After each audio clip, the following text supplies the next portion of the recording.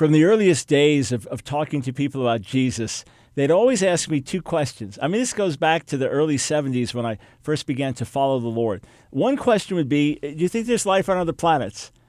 Where did that come from? I mean, you talk about a deflection, a distraction. Where in the world did that come from? Is there life on other planets? I mean, what's that got to do with us talking to them about Jesus and their own lives? And the other question was slightly more relevant. They would ask, and this still happens, what about those who never heard? What happens to them? Now, I get calls on the radio about that, and people write to me about that all the time who are believers, and it's a fair question to ask. In fact, my grandson Andrew, who's 12 now, he asked me that the other day in the car. He just kind of random question he wanted to talk to me about.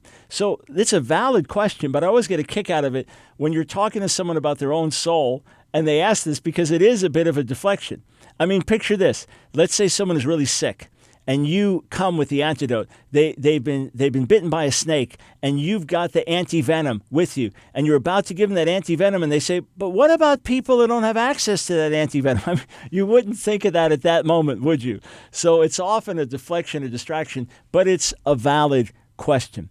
On the one hand, humanity is fallen and is guilty before God. Look at what Paul writes in Romans chapter 1 about this in terms of what is revealed in creation. Paul says this in Romans chapter 1, verses 19 and 20, because what can be known about God is plain to them, for God has shown it to them. His invisible attributes, his eternal power and his divine nature have been clearly seen ever since the creation of the world, being understood through the things that have been made, so people are without excuse.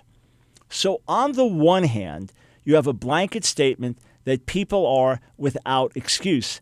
And then in Romans, the second chapter, Paul talks about people who don't have God's laws, but it's written on their hearts. In other words, the moral conscience. There's something written on their hearts, and they do what's right without even knowing those laws. But ultimately, this is what we must say. This is what we have to say. Only God knows what happens to those who never heard the gospel. But the presumption is the human race is lost and guilty and without excuse.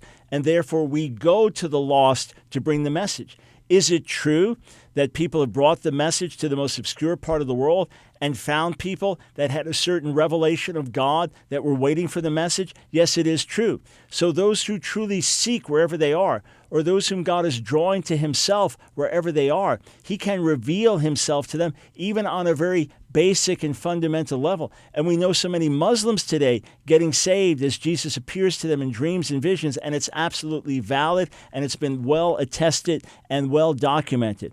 But ultimately, only God knows about every individual soul. The presumption, however, is that human beings are lost without God. Therefore, we bring them the message. You say, well, how is that fair? Do they have an opportunity? Well, I do believe that God does draw people to himself. John 12:32, that Jesus says, if I'm lifted up, God will draw all men to me. So through the cross, God is drawing people to himself, even who've never heard the message. The Holy Spirit is at work even where the gospel has not gone. And there are people that do turn to God without the message, but those would be few and far between. Therefore, it behooves us to get the message all around the world.